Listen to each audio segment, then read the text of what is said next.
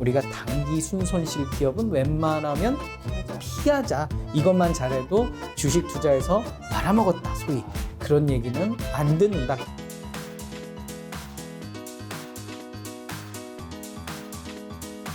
오늘 주제는 바로 종목 분석 10단계 편입니다.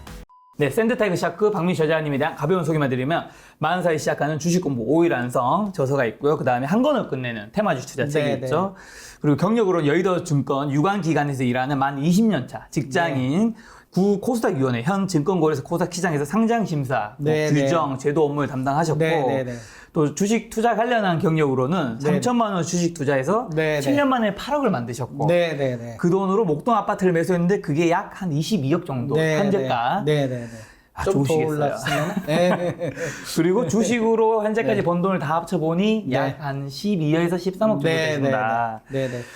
이제 어떻게 보면 박민수 저자님은 이 전업 투자자라기보다 직장인으로서 투자법을 좀 알려줄 수 있는 거잖아요. 그렇죠. 직장인으로서 어떻게 보면 그 주식으로 12에서 13억을 벌었다는 게 굉장히 의미 있는 수치잖아요. 네, 본업이 있는 그런 직장인들으로서는 자주 시세판을 보기 어렵기 때문에 좋은 종목을 골라서 1년에 한 뭐 10번에서 20번 거래해도 충분히 100% 이상 수익 날 수 있다. 저도 사실 6천만 원 원금 투자자거든요. 6천만 원으로 1년에 한 100% 정도 이렇게 수익을 내려고 하고 있고 그 정도 수익을 내고 있는데요. 그 노하우를 오늘 알려드리려고 합니다. 야, 1년에 지금 6천만 원 이하만 투자 가능한 거지. 그렇죠. 회사의 이제 내부 컴플라이언스 규정에 따라서 6천만 원 투자하고 수익이 나면 다시 이제 수익금은 덜어내고 6천만 원만 투자를 할 수 있는. 야, 그렇게 하는데 지금 주식으로 12에서 13억 벌었다는 거는 정말 대단한 거네요. 네, 그 이제 8억 될 때까지는 사실 그런 제한이 없었고요. 8억 이후부터 이제 그런 제한이 들어오면서 제가 이제 그 이후에는 조금 투자 금액이 많이 줄었잖아요. 그럼에도 불구하고 직장인으로서 좀 편리하고 심플한 그런 투자법.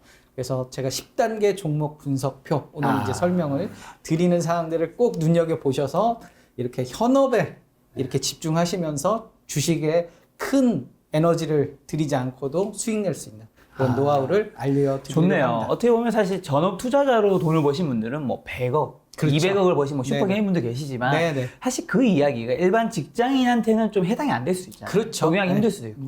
그런데 저자님은 이제 본업이 직장인인데 주식으로 12에서 13을 벌었다는 거니까 사실 또 이걸 본 시청자분들이 내가 주식으로 100억을 벌겠다 이런 생각까지 하진 않아요. 그렇죠. 100억, 200억 하시는 분들은 소수의 그런 사람들이고 대부분은 저와 같은 개미들 아닙니까? 6천만 원 투자자 이런 개미들 많으실 텐데요. 그런 분들 1년에 한 100%씩 따박따박 수익 내면 금방 부자 되실 수 좋습니다. 있습니다. 1년에 100% 종목 고르는 방법 10가지 시작하시죠. 그래서 10가지 단계고요. 저는 복면가왕 시스템이라고 이야기를 해요. 복면가왕이라는 게 올라가면서 이렇게 탈락을 시키는 거잖아요. 그래서 저는 어떻게 벼락부자가 될 거냐가 포커스가 아니고 얼만큼 이 종목을 사서 손해보지 않을 거냐 그 부분에 포커스를 많이 두려고 그래요. 그래서 손해보지 않으면서 탈락시켜가면서 메리트 있는 그런 매력적인 저평가 종목 그리고 리스크가 적은 종목을 한번 골라보자. 그래서 가치 투자의 기본은 저는 두 가지라고 생각을 해요. 첫 번째는 리스크를 최소화하는 거 그리고 두 번째는 저평가 매력적인 종목을 찾는 거 그런 노하우들을 이제 10단계에 다 담았고요. 그래서 우리가 보통 삼겹살을 이렇게 구우면 삼겹살에 기름기를 쏙 빼고 맛있는 살코기만 먹자. 그래서 기름기를 쪽 빼는 건 리스크를 최대한 낮추는 거고 맛있는 살코기를 먹는 건 매력적인 저평가 종목을 찾는 거다. 또 한편으로는 아이언맨 슈트라고도 이야기를 해요. 그 영화 아이언맨에서 보면 이렇게 슈트를 착용했기 때문에 아무리 적의 공격을 받아도 이렇게 괜찮죠. 괜찮은 거잖아요. 그것처럼 리스크를 우리가 아이언맨 슈트를 착용하고 한번 이겨보자라는 측면에서 말씀을 서두로 드리고요. 1단계부터 한번 자세하게 우리가 네이버 포털을 활용해서 쉽게 1시간 이내에 우리가 분석을 좀 해보자라는 네이버한테 PPL 광고비 받아야 되겠어요. 그렇죠. 네이버하고 다음 포털이 저한테 이런 어떤 광고료 기다리고 있겠습니다. 여러분 이 영상 김작가TV니까 김작가TV에 주셔야 돼요. 네이버 담당자. 네. 네. 그래서 네. 1단계는 일단 단기 순이익을 보는 거예요. 네. 우리 김 작가님께서 이렇게 부자시잖아요. 김 작가님께서 부자 아닌데? 아, 그래요? 네, 무슨 갑자기 왜? 사전에 합의되지 않은 얘기를 하세요. 일단 부자라고 치고 부자라고 치는 겁니다. 네, 여러분. 저한테 이제 돈을 빌려 주시려면 어떤 걸 많이 보실까요?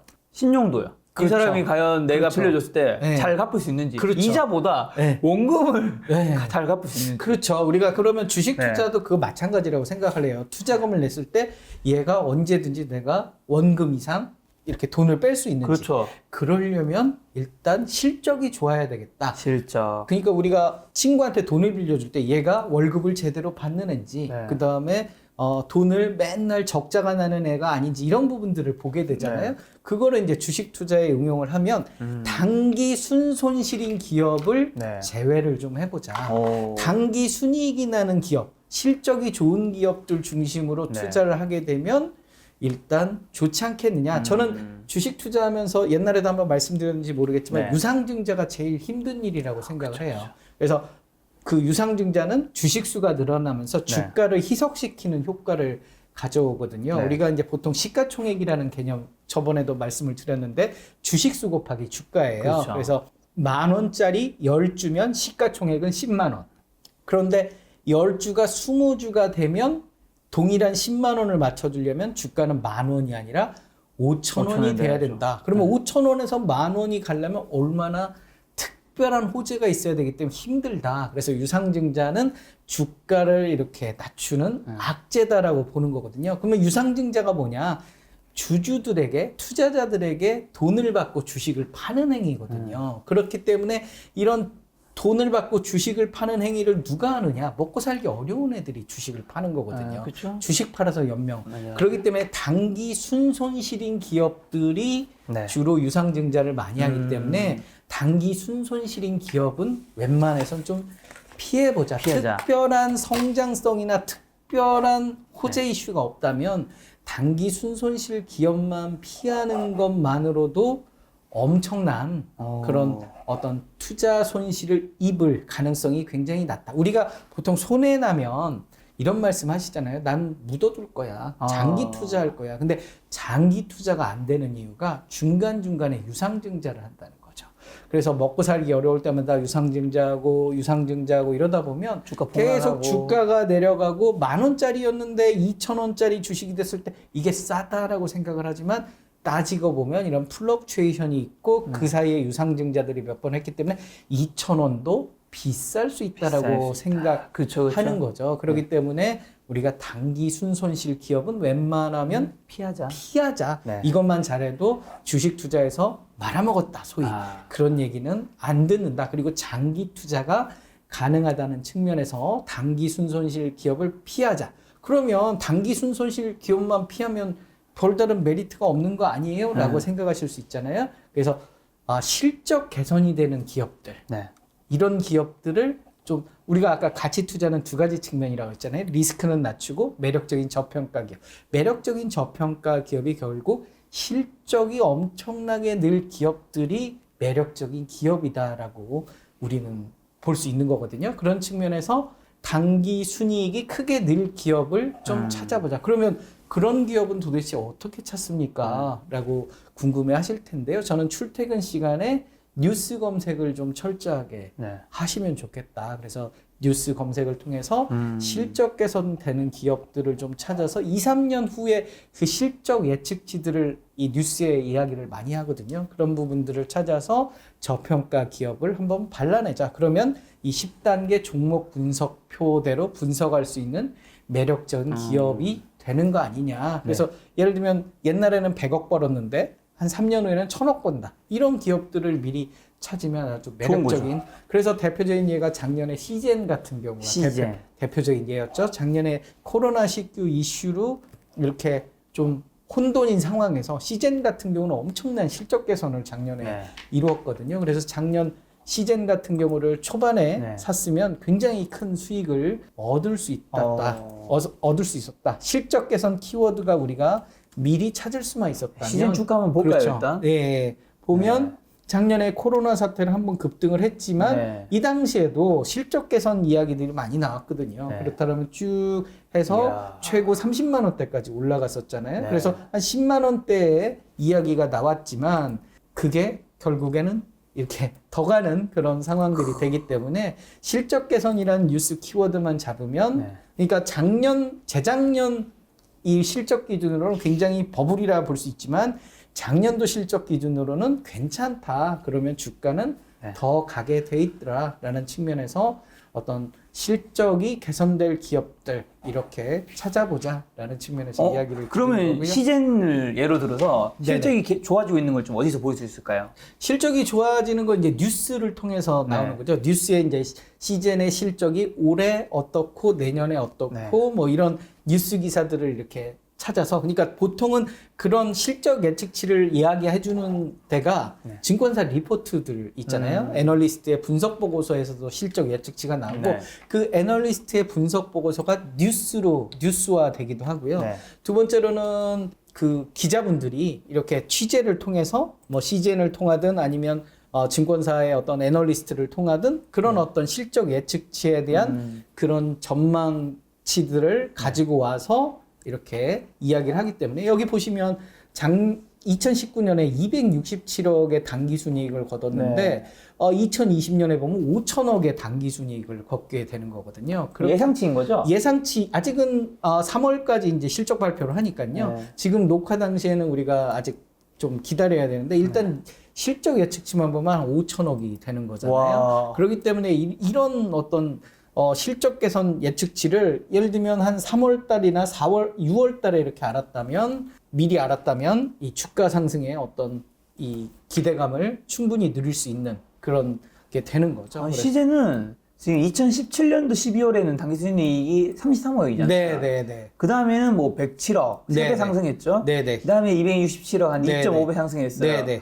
갑자기 이렇게 어떻게 20배 이상 상승한 거 아닌가요? 네네. 이제 이게 진단 키트 이슈가 있으면서 그 코로나19 진단을 이제 기하급수적으로 네. 그런, 용량이 늘면서, 처리 용량이 늘면서 주가가 상승 모멘텀을 가져온 거죠. 다만 이제 장기적인, 이제 코로나 백신이 개발되면서 이런 어떤 올해와 내년에 대한 어떤 전망치, 이런 부분들은 이제 더 성장할 거냐 그런 부분에 대한 지금 고민은 조금 있는 것 같아요. 하지만 작년 우리가 코로나 팬데믹 상황에서는 어떤 실적 그리고 이 수출도 하고 하니까 그렇게 좀 어떤 실적 상승의 초기에 우리가 투자를 하게 되면 이 기다리면은 계속 수익을 얻을 수 있는 그런 매력적인 그런 포인트가 되는 거죠. 그래서 실적 개선이라는 뉴스를 꼭 체크를 해서 실적은 배반하지 않아요. 우리가. 그쵸. 그래서 실적 개선이 되는 단기 순이익 측면에서 좋은 기업들을 일단 찾자라는 게 첫 번째 단계고요. 자, 그럼 단기 순이익을 봐야 한다고 하셨는데 네네. 기간은 어느 정도? 기간은 일단 한 3년 정도는 최소한 봐주시는 거고요. 왜냐? 네이버 포털에 보통 한 3년 정도 딱 있네요, 3년. 나오고 예측치까지 하면 한 4년 정도 네. 나오는 거죠. 그래서 3, 4년 정도 봐주시는 거고요. 분기는 한 1년 정도 봐주시면 돼요. 분기로도 이렇게 자세하게 또 나와 있으니까. 그렇네. 딱 1년 나오네. 네, 그래서 네이버 포털에 웬만하면 자세하게 나와 있으니까 요 데이터 정도 기간을 보셔서 예를 들면 나는 정말 보수적인 주린이다 그러면 그 3년 중에 한 해라도 적자다 그러면 탈락. 시키면 되는 거고요. 그 다음에 매출액하고 영업이익하고 단기순이익을 같이 봐주시면 좋아요. 그래서 왜요? 왜냐면 매출액은 뭐 줄어들었는데 단기순이익은 늘 수 있거든요. 그쵸. 또 매출액은 늘었는데 영업이익은 적자인데 단기순이익만 흑자인 경우도 있어요. 왜냐면 영업 외 이익이나 특별이익이 크게 늘어서 그러니까 뭐 땅을 팔았다든지 뭐 일회성 그런 수익이 늘었다든지 이럴 경우에도 단기순이익이 플러스가 될 수 있거든요. 어찌됐든 중요한 건 매출도 늘면서 영업이익도 늘면서 당기순이익도 같이 느는 게 일반적인 그런 프로세스예요. 그러니까 매출액과 영업이익과 당기순이익 세 가지를 네이버 포털에 자세하게 나와 있으니까 이 세 가지를 보고 이렇게 쭉쭉쭉 늘어나는 기업들 이런 기업들이 결국 성장하는 기업들이거든요. 이게 적자인 것도 문제지만 줄어드는 것도 우리가 피해야 되겠네요. 그렇죠. 가급적. 네, 가급적 이제 실적이 줄어들면 여러 가지 조금 뭐 그렇죠 안 좋죠. 예를 들면 S-오일 같은 경우는 한번 보면 S-오일. 우리가 S-오일 같은 경우를 보면 뭐야?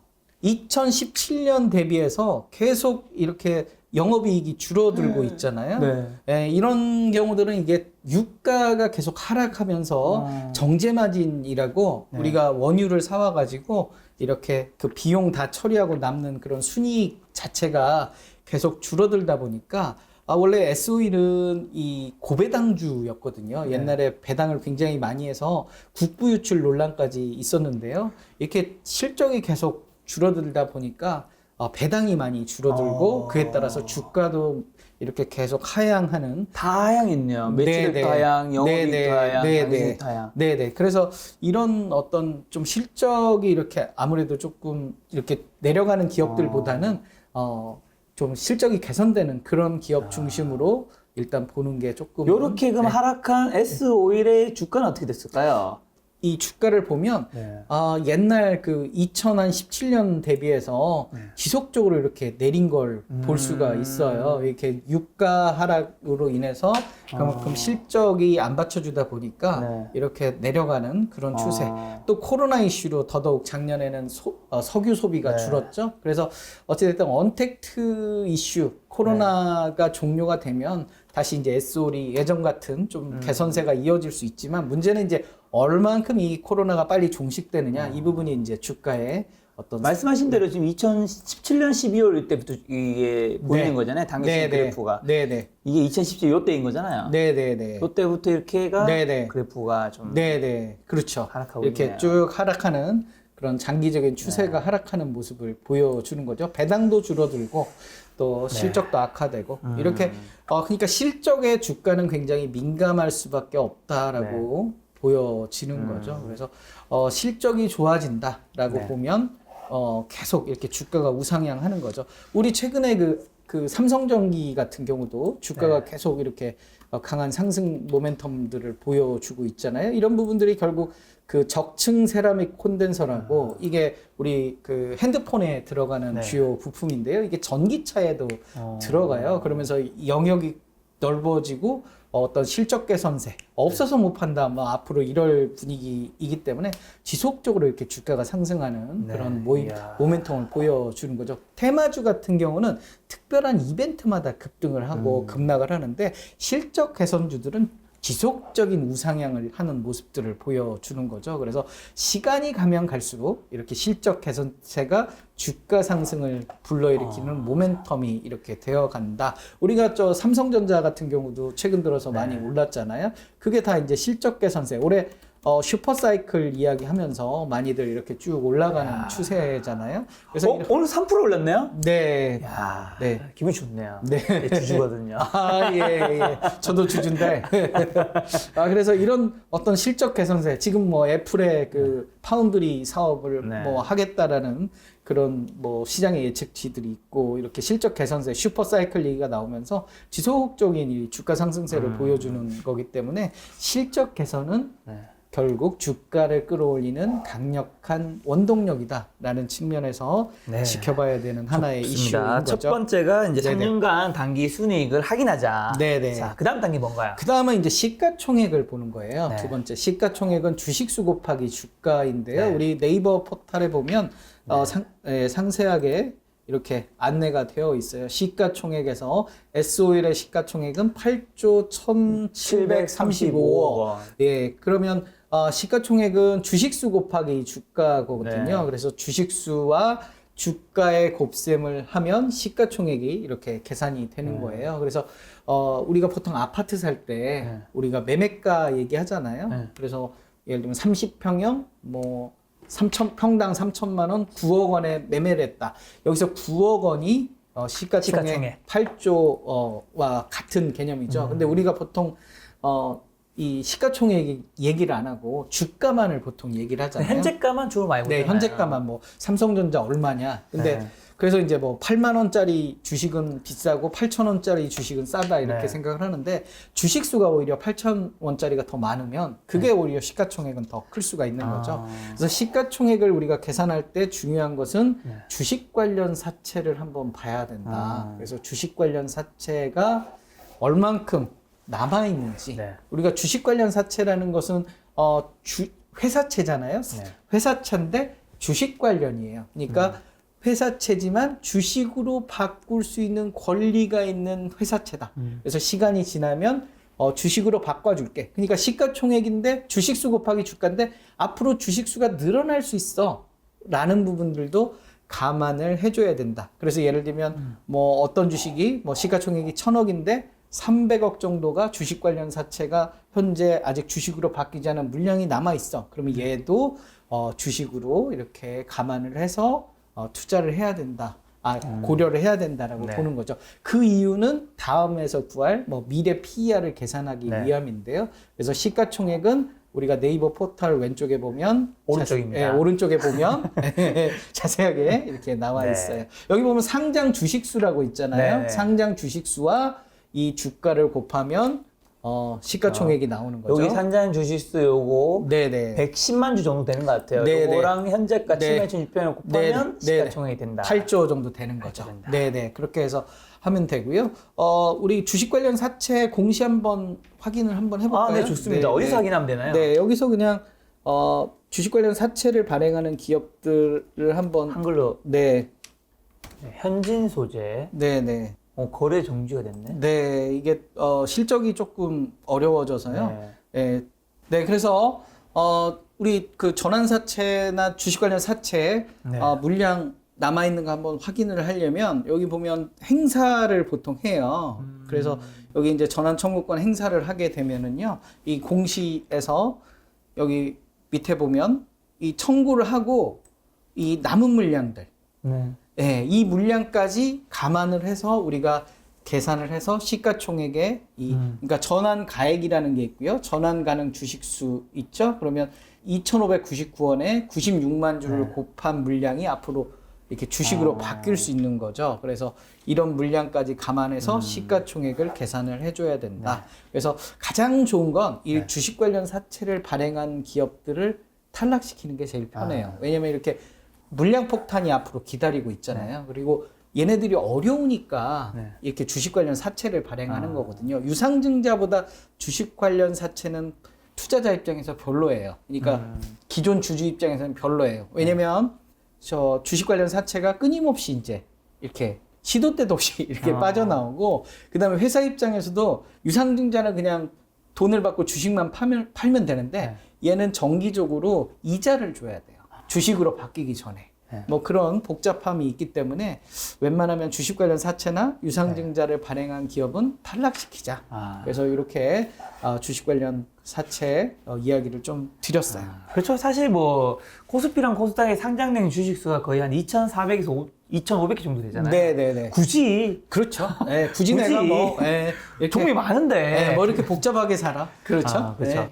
제가 한 가지 궁금한 게 있는데요. 네네네. 제 주변에서 굉장히 많은 친구들이 저한테 질문을 줬던 건데 네네. 제가 대답은 네. 저자한테는 시가총액 봐야 된다고 얘기했지만 네네네. 조금 더 심플하게 설명할 수 있는 게 있으면 좋을 것 같아서요. 네네네.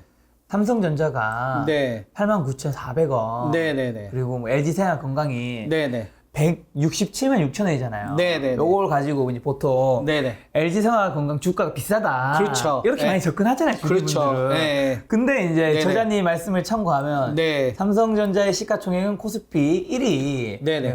533조고 네네. LG생활건강 시가총액 26조로 시가총액 순위가 코스피 16위잖아요. 그렇죠. 이렇게 되면 네네. 삼성전자가 주가가 더 비싼 거예요? 그냥? 그렇죠. 네, 삼성전자의 시가총액 자체가 굉장히 큰 거죠. 네. 그러니까 우리가 예를 들면 평당 1억짜리 네. 10평 아파트를 산 거랑 평당 5천만 원짜리 100평 아파트를 산 거랑 그렇게 보면 평당 5천만 원짜리가 훨씬 큰 금액을 주고 사는 거잖아요. 마찬가지로 삼성전자가 주가는 89,400원이지만 주식수는 훨씬 많다는 거죠. 그렇기 때문에 시가총액이 훨씬 커지는 거죠. 삼성전자도 옛날에 황제주였잖아요. 그렇죠, 100만 원 그렇죠. 넘는. 그렇죠. 그걸 액면 분할이라는 걸 하면서, 그러니까 액면 분할이라는 것은 우리가 동그란 파이를 이렇게 조각조각 나누면 액면 분할이 되니까. 그럼 LG생활건강 주가가 더 비싼 거냐 물어본 친구한테 아니야 삼성전자 주가가 더 비싼 거라고 말을 하면 되는 거예요? 그건 아니잖아요. 이게 이제 그 비싸냐 싸다냐는 그 우리가 다음번에 그 공부할 PER 가지고 이야기를 하면 좋을 것 같아요. 그러니까 시가총액 자체는 그 기업의 어떤 시장에서 바라보는 포션 보셔. 규모죠. 그러니까 이 기업이 총 시가총액이 얼만큼 돼 있나라고 어떤 크기를 나타내는 거고요. 그 크기가 비싸냐 싸냐를 우리가 판단하는 건 3단계에서 배우는 네. PER로 이야기하는 거죠. 이렇게. 그러니까 지금은 삼성전자가 LG 생활건강보다 한 20배 정도 크나요? 네. 네. 그러니까 20배 정도 큰 사이즈인 거죠. 네. 그러면 이 LG 생활건강보다 20배 큰 사이즈가 과연 적정한가 여부는 PER로 한번 PER. 해볼 수 있다는 좋습니다. 거죠. 이렇게 자연스럽게 3단계 네네. 미래 PER 보자로 이제 넘어갑니다. 네네네. 그래서 이제 우리가 1단계 당기순이익과 2단계 시가총액에서 구한 걸, 네. 그러니까 LG 생활건강과 그 삼성전자의 시가총액과 당기순이익까지 다 봤잖아요. 네. 그러면 정말 이 삼성전자와 LG 생활건강의 주가가 비싸냐 싸냐 여부를 네. 우리가 판단을 해보자는 거죠. 네. 그래서 PER은 시가총액, 2단계에서 구한 시가총액을 1단계에서 구한 당기순이익으로 한번 나눠줘 보자. 그래서 1,000억 원의 예를 들면 시가총액인데 당기순이익이 100억이 나면 PER은 10배다. 10배. 무슨 얘기냐? 시가총액만큼 투자했을 때 10년간의 당기순이익으로 투자금을 회수할 수 있지 않느냐. 네. 그래서 여기 보시면 우리가 삼성전자 PER을 보시면 네. 24배 정도 되는 거죠. 그런데 PER 네. 4.41배. 네네. 아까 LG 생활건강은 몇 배 정도 될까요? 자, LG 생활건강은 PER이 37.5배. 37.5배. 그러면 시가총액은 삼성전자가 훨씬 큰데 큰데. LG 생활건강이 PER은 더 높은 거잖아요. 네. 그렇게 되면 몸집은 얘가 더 크지만 네. 얘 몸집은 조금 더 커져도 되는 거 아니냐. 아. LG 생활건강보다는 아. 그렇게 우리가 판단을 할 수 있는 거죠. 지금 그래서 단순히 어차피 사실 같은 산업이 아니기 때문에 네네. 이게 PER도 산업별로 좀 다르잖아요. 그렇죠. 산업별로 그래서 다르죠. 단순히 비교할 수는 없지만 네. 그냥 단순히 정말 딱 양쪽에 놔두면 네네. 지금은 LG 생활건강이 더 비싸다. 네네네. 그러니까 그냥 뭐 여러 가지 산업이나 이런 그 데이터들을 다 생략하고 그냥 이 두 기업 자체만으로 봤을 때는 LG 생활건강의 PER이 37배니까 투자금 회수에 37년이 걸리는 거고 삼성전자는 24배니까 24년이 걸리는 거죠. 그렇죠. 근데 이 24배나 37배는 과거의 기록이에요.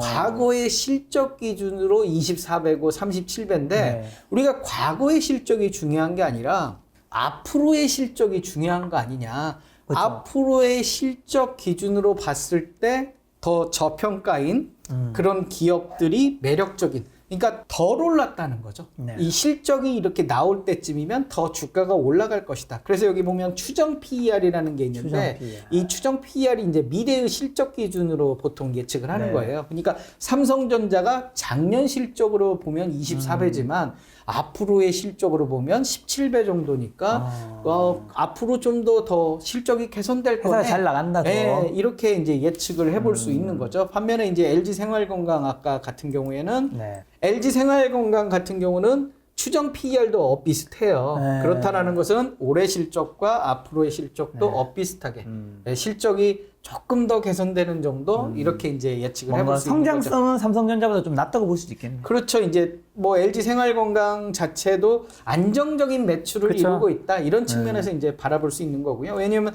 PER이 또 높아지고 이런 건 아니니까 네. 그래도 어찌됐든 조금이라도 개선되고 이런 모습을 보여주니까요. 시젠 아까 이야기했는데요. 시젠을 아까 한번 볼까요? 네. 시젠을 보면 PER이 14.32배네요. 네, 이 최근 들어서 이게 개정이 돼서 14.32배고요.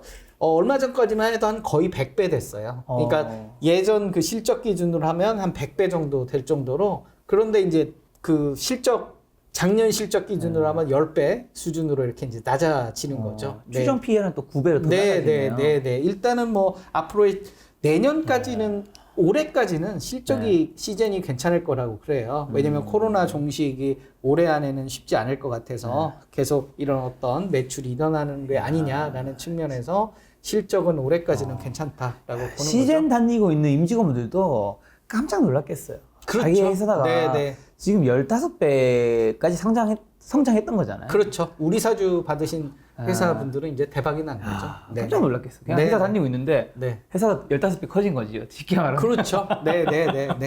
그래서 미래 PER 기준으로 우리가 과거의 실적이 아니라 미래의 실적 기준으로 PER이 굉장히 낮은 기업을 찾자. 그러면 적자 기업은 마이너스 PER이에요. 그러니까 마이너스 PER이라는 것은 영원히 돌아올 수 없는 거죠. 네. 네. 그리고 우리가 좀 한 가지 또 이 재밌는 걸 보면 신풍제약. 네, 작년에 이렇게 뜨거웠던 그런 종목이죠. 네.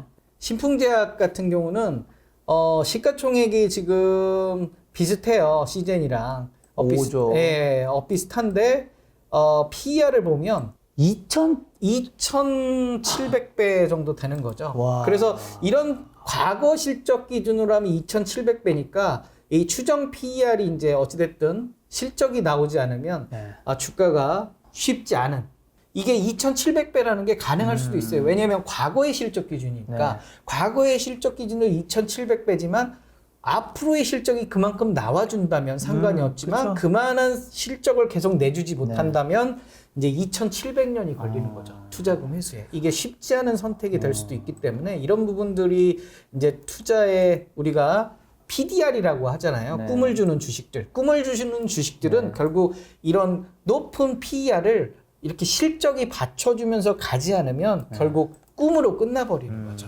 그래서 어찌됐든 이런 성장성을 보여주려면 실적이 어느 정도 받쳐주면서 가야 된다. 아니면 실적이 날 수 있다는 확실한 근거를 주지 않으면 쉽지 않다. 지금 시젠과 그 신풍제약 같은 경우는 시가총액이 비슷하잖아요. 그렇죠. 오히려 시젠이 조금 더 싼데요. PER 기준으로만 놓고 보면 상당한 차이가 있기 때문에 이런 측면에서 좀 PER이 낮은 기업 중심으로 투자하는 게 매력적이다. 이 PER 좀 비교할 수 있는 기준점도 딱 밑에 바로 나오네요. 동일업종 PER이 네네. 38배가 이제 네. 기준점이니까 네네. 이 회사가 요거보다 낮으면 이 회사가 좀 더 잘 벌고 있는 거고. 그렇죠. 네. 보통 동일 업종 대비해서 높은 것보다는 낮은 게 좋고요. 네. 업종별로 이제 바이오 같은 경우는 좀 높아요. 기본적으로. 그래서 업종보다 싸다라고 해서 꼭 저평가다라고 이걸 너무 절대적으로 보실 필요는 없고요. 뭐 참고적으로 동일 업종보다 이왕이면 낮으면 좋고 결정적으로는 PER이 낮으면 낮을수록 좋은 거죠. 네, 그래서 미래의 실적 기준으로 PER이 낮은 기업을 좀 찾아서 투자를 하면 기다리면 그 PER은 계속 올라가면서 PER이 올라간다는 건 주가가 계속 올라간다는 의미거든요. 네. 그래서 자기의 실적에 맞춰서 이제 주가가 계속 우상향할 테니까 저평가 기업을 좀 찾아보자. 그래서 우리가 PER이 너무 높은 기업을 투자하는 건 네. 사실 좀 요행수를 많이 그쵸. 하는 거죠. 그러니까 PER이 한 2,000배 되는데 앞으로 갈 거냐라는 건 어느 정도의 성장성을 좀 이렇게 확인해 주는 그런 절차가 있는데 그 확인에 대한 결과 퍼포먼스가 없으면 주가는 급락할 수 있다. 그런 측면에서 좀 PER을 눈여겨보시면 좋을 것 같아요. 알겠습니다. 자, 지금까지 말씀해 주신 게 1단계 3년간 단기 순이익을 보자, 2단계 네네. 시가총액을 보자, 3단계 네네. 미래 PER을 보자. 이 세 가지는 또 연동해서 볼 수도 있는 거였고요. 그렇죠. 네네. 자, 그 다음 단계는 어떻게 되나요? 그 다음 단계는 이제